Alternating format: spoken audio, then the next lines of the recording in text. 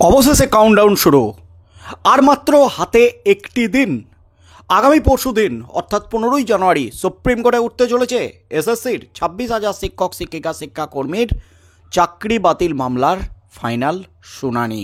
Final নিষ্পত্তি কিন্তু 15ই জানুয়ারি হতে চলেছে, এমনই কিন্তু ইঙ্গিত সমস্ত পক্ষ থেকেই উঠে আসছে।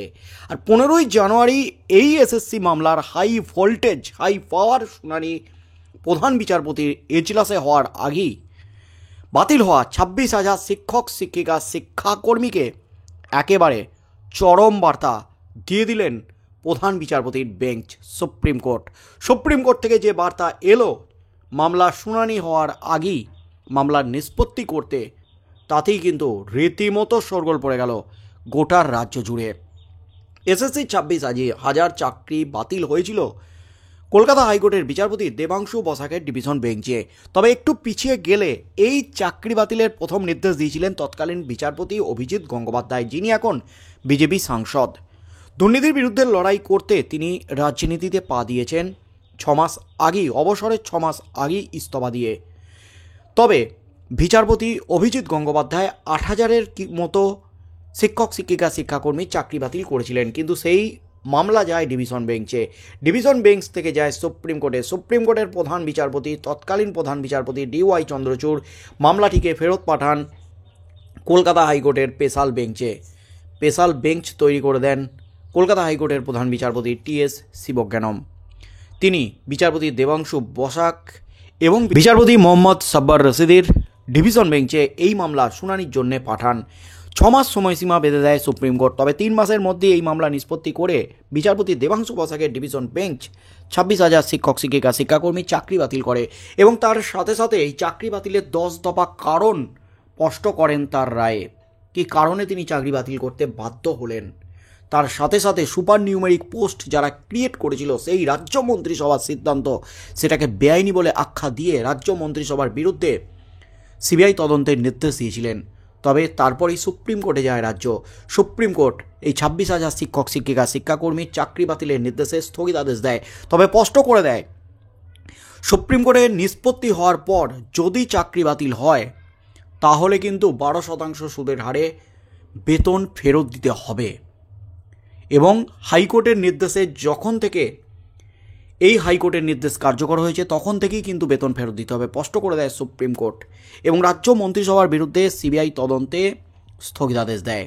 সেই মামলাও কিন্তু চলছে সুপ্রিম কোর্টে, সেই মামলাও কিন্তু উঠতে চলেছে 15ই জানুয়ারি সুপ্রিম কোর্টে।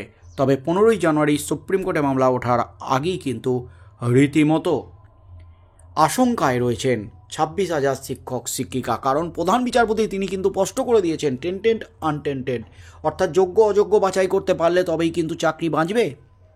26,000 শিক্ষক শিক্ষিকাদের মধ্যে যারা যোগ্য, অযোগ্যদের চাকরি বাতিল হচ্ছে এটা কিন্তু নিশ্চিত। অযোগ্যদের কেউ বাঁচাতে পারবে না।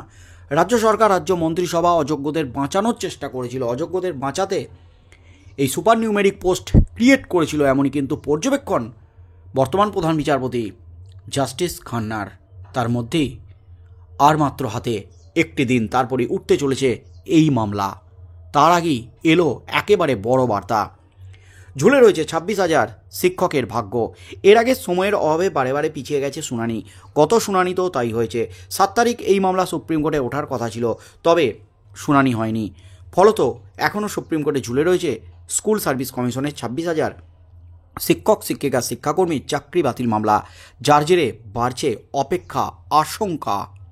সুপ্রিম কোর্টের তরফে জানানো হয়েছে এসএসসি 26,000 চাকরি বাতিল মামলার পরবর্তী শুনানি আগামী মঙ্গলবার 15ই জানুয়ারি। তবে তার আগে সুপ্রিম কোর্ট থেকে দেওয়া হলো বড় বার্তা। মামলার সাথে জড়িত সমস্ত পক্ষকে হলফনামা জমা দেওয়ার নির্দেশ দিয়েছে শীর্ষ আদালত। প্রধান বিচারপতির বেঞ্চে উঠেছিল এই মামলা, এসএসসি মামলা। তবে মামলাটি মুলতবি হয়ে যায়। আগামী মঙ্গলবার প্রধান বিচারপতি সঞ্জীব খান্না, বিচারপতি সঞ্জয় কুমার, বিচারপতি KV বিশ্বনাথনের বেঞ্চে মামলাটি উঠবে। এর আগের শুনানিতে বিচারপতিরা বলেন, আমরা আবেদনকারীদের বক্তব্য শুনেছি, এবার অন্য পক্ষদের বলতে দিতে হবে এবং দুপুরের পরে তা শোনা যেতে পারে। অর্থাৎ 15ই জানুয়ারি যে মামলা উঠছে সেই মামলাটি কিন্তু শোনা হবে সম্ভবত বুধবার মামলাটি উঠছে, মঙ্গলবার নয়, বুধবার যে মামলাটি উঠছে সেই মামলাটি শোনা হবে সুপ্রিম কোর্টে দুপুরের পরে, অর্থাৎ প্রথমের দিকে কিন্তু আর নয়।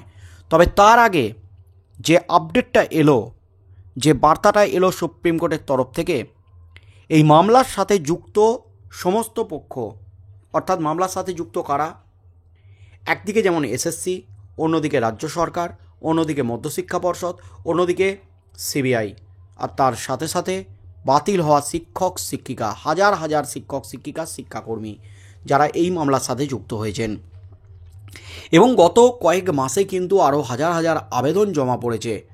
মামলাটি 7ই জানুয়ারি শুনানির আগেও কিন্তু জমা পড়েছে আবেদন।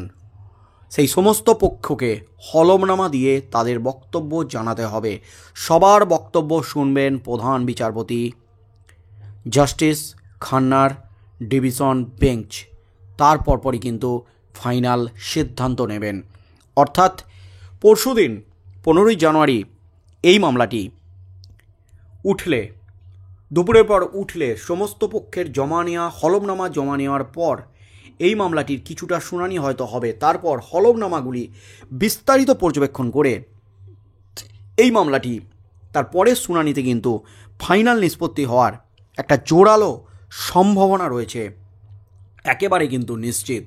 কারণ প্রধান বিচারপতিকে চিঠি দিয়েছিলেন, আর্জি জানিয়েছিলেন বাতিল হওয়া শিক্ষক শিক্ষিকারা যাতে এই মামলাটি দ্রুত শুনানি করা হয়। তাই বড় পদক্ষেপ প্রধান বিচারপতির। এই মামলাটিকে কিন্তু তিনি প্রথম থেকেই গুরুত্ব দিয়ে দেখছেন। তাই সমস্ত পক্ষকে হলফনামা জমা দেওয়ার নির্দেশ দিলেন প্রধান বিচারপতি। তবে শীর্ষ আদালত বন্ধ থাকবে এবং তার পরের দিনটি যেহেতু মঙ্গলবার শীর্ষ আদালত বন্ধ থাকবে, তাই তার পরের দিন অর্থাৎ 15ই জানুয়ারি এই মামলাটিকে নির্ধারণ করা হয়েছে। তবে বিচারপতিরা স্পষ্ট জানান এই মামলা খুব বেশি পিছনো যাবে না। তবে শুনানি পিছিয়ে গেলেও সিবিআইকে রিপোর্ট জমা দেওয়ার নির্দেশ দিয়েছে শীর্ষ আদালত। চলতি বছর 18ই এপ্রিল নিয়োগ দুর্নীতির জেরে এসএসসি 2016 সালের গোটা প্যানেল বাতিল করে দেয় কলকাতা হাইকোর্টের 2 বিচারপতির ডিভিশন বেঞ্চ। আদালতের এই রায় নিয়ে তোলপাড় শুরু হয়ে যায় গোটা রাজ্যে। উচ্চ আদালতের রায়ে এক ধাক্কায় চাকরি যায় প্রায় 26,000 জনের। হাইকোর্টের রায়ের 48 ঘন্টার মধ্যেই তা চ্যালেঞ্জ করে সুপ্রিম কোর্টে যায় রাজ্য সরকার, এসএসসি, মধ্যশিক্ষা পর্ষদ। সুপ্রিম কোর্টে সেই মামলা উঠলে আপাতত সকলেরই চাকরি বহাল রাখা হয়েছে, সকলকে রক্ষা কবচ দিয়েছে আদালত। তবে সুপ্রিম কোর্ট স্পষ্ট জানিয়ে দিয়েছে দুর্নীতি প্রমাণ হলে শিক্ষকদের চাকরি তো যাবেই, পাশাপাশি ফেরত দিতে হবে বেতনও। এর জেরে আপাতত 26,000 চাকরির ভাগ্য ঝুলে রয়েছে সুপ্রিম কোর্টে। এই মামলায় রায়ের উপর নির্ভর করছে 26,000 শিক্ষক শিক্ষিকা শিক্ষাকর্মীর চাকরির ভবিষ্যৎ। তবে সুপ্রিম কোর্টে প্রধান বিচারপতি তিনি কিন্তু স্পষ্ট করে দিয়েছেন এই মামলা বেশি পিছনো যাবে না, এই মামলাটিকে দ্রুত নিষ্পত্তি করতে হবে এবং দ্রুত নিষ্পত্তি করতেই কিন্তু একেবারে বড় পদক্ষেপ প্রধান বিচারপতির। মামলার শুনানির আগে, ঠিক আগে একেবারে বড় বার্তা দিয়ে দিলেন সমস্ত পক্ষকে হলফনামা জমা দেওয়ার। 15ই জানুয়ারি সমস্ত পক্ষের হলফনামা জমা পড়তে চলেছে, তাদের লিখিত বক্তব্য জমা পড়তে চলেছে এবং এসএসসি রাজ্য সরকারকে যেটা আলাদা করতে হবে, যোগ্য অযোগ্য তারা কি আদৌ পারবে, মেটাডেটা কি খুঁজে পেয়েছে রাজ্য, এবং এই 26,000 শিক্ষক শিক্ষিকা শিক্ষাকর্মীর মধ্যে কারা যোগ্য কারা অযোগ্য, যেহেতু ওএমআর সিটটাই নাই, কিভাবে বাছাই হবে, এই প্রশ্ন তুলেছিলেন প্রধান বিচারপতি। এবং যে ওএমআর সিট পাওয়া গেছে, যে কপিগুলি পাওয়া গেছে, তার সাথে আবার এসএসসি দেওয়া নাম্বারের কোনো মিল নেই, সেখানেও কিন্তু জালিয়াতি। অর্থাৎ এই 26,000 শিক্ষক শিক্ষিকা শিক্ষাকর্মীর চাকরি বাতিল মামলায় কিন্তু একটা বড় আশঙ্কা রয়েই যাচ্ছে পুরো প্যানেল বাতিল হওয়ার।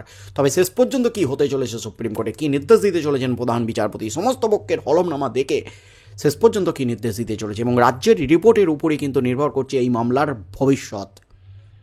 কাদের চাকরি বাতিল হবে সেটা কিন্তু রাজ্যের রিপোর্টের উপরই কিন্তু নির্ভর করছে।